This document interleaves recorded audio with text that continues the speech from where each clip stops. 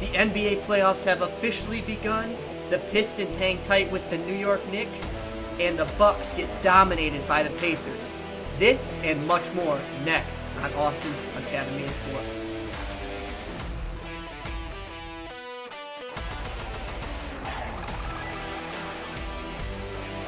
It's NBA playoff time, baby, which means the crowds get bigger, the viewers go up, and the playoff basketball gets way more intense. And we have witnessed it the last couple of days with the NBA play-in tournament and now the NBA playoffs just getting started on Saturday, April 19th.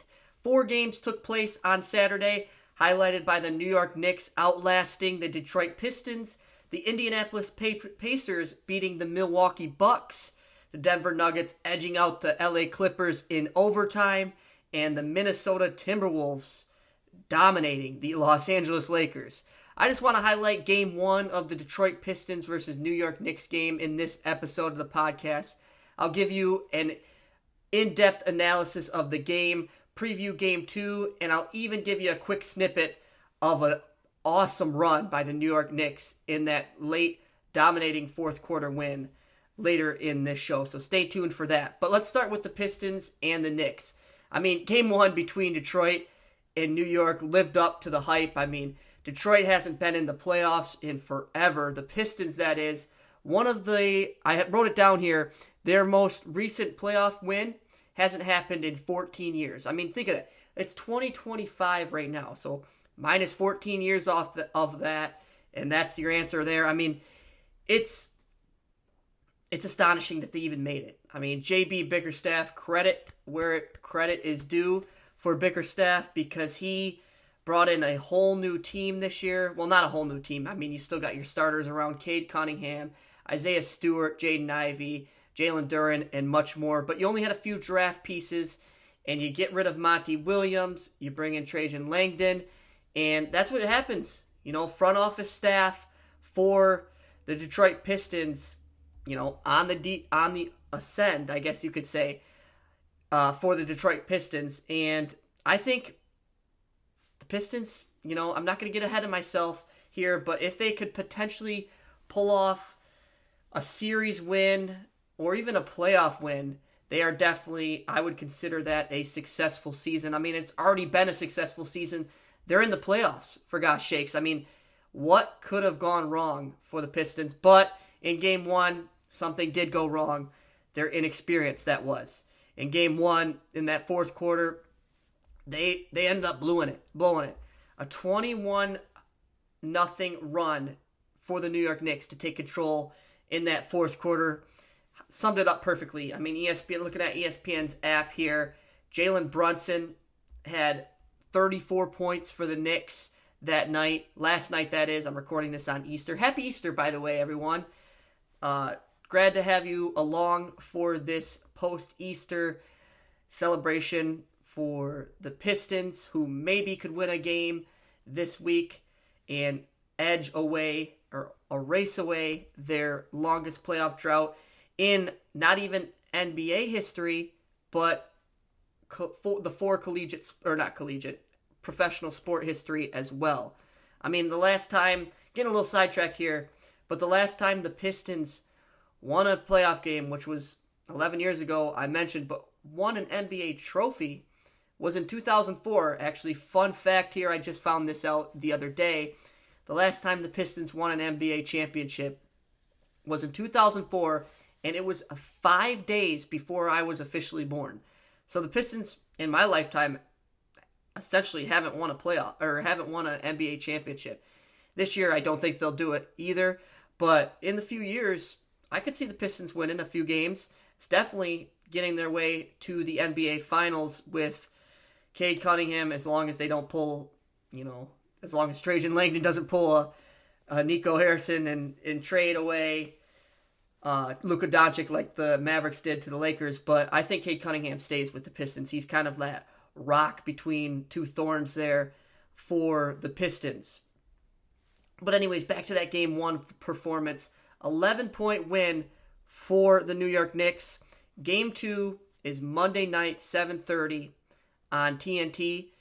And that should be a great one as long as, they stay the course. Pistons, their inexperience brought them to that loss, that game 1 loss. I mean, they were back and forth with the Knicks. 27-27 entering that second quarter. And then the Knicks scored 2 more points than the Pistons did, 30-28 in the second quarter. And then in the third quarter, straight dominance by the Pistons. It's just Ausar Thompson, who needed to stay in this game for the Pistons, got in a little foul trouble to begin the game. And ultimately, he had to climb back in his way, not essentially get in JB Bickerstaff's face, but essentially did, just to get back into that game and avoid that foul trouble. But he stayed in foul trouble through most of the game, and him and Ron Holland are our primary defenders. Like I said, defense, not very much, not existence in the NBA these days. I mean, everybody just jacking up threes, wanting to get the fouls, and defense is kind of non-existent. But Ausar Thompson, homegrown to his roots, playing with his brother, his twin brother that is, who just got drafted to the NBA as well the same time he did. That's got to be a deciding factor in his defensive stance, his defensive pressure, and he is going to have a tall task against Jalen Brunson this series. Will he be able to handle it without staying in foul trouble? That remains to be the million-dollar question. In Game 1, he did not. He didn't foul out in that game, but he got into foul trouble. Jalen Duren has to stay out of foul trouble as well. He'll be the main kind of dude, I guess you could say, guarding Karl-Anthony Towns, their other star player. Because Tom Thibodeau is not going to rest a lot of the New York Knicks players. I mean, they are the number 1 team in averaging minutes between their 5 starters. And it prevailed for them finally in the first game of that series last night, Saturday night. 6 o'clock start, ended about 8:30, 9 o'clock. New York got the win. Cade Cunningham, though, a lot of positives from him. I mean, he was about 4 rebounds away from a triple-double. I wrote it down here. Yeah, 4 rebounds. He had 21, 12, and 6. 4 rebounds away from his first playoff triple-double. And Tobias Harris, he led the Pistons with 25 points. On the other side, like I mentioned, Jalen Brunson, he led the Knicks with 34 points. And then Cam Payne, wow. A lot of experience for him. Not a rookie, the opposite of Ausar Thompson, and he was just phenomenal in that fourth quarter. He ended up off the bench, sparking that second unit with 14 points, 11 of those points coming in that fourth quarter where the Knicks just dominated.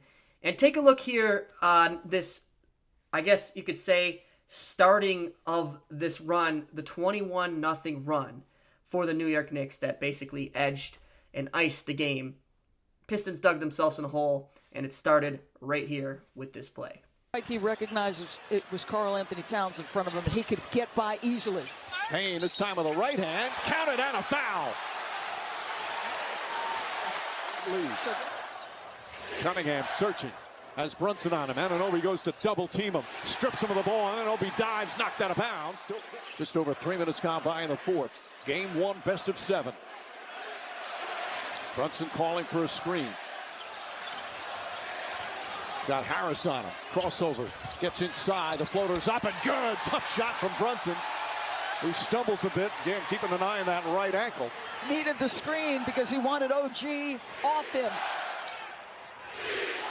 Schroeder off the bounce. Comes up short. Rebound batted out of bounds. Duren goes back to chase it. Schroeder thought about a 3. Gets to the elbow. Jump shot short. Duren the rebound.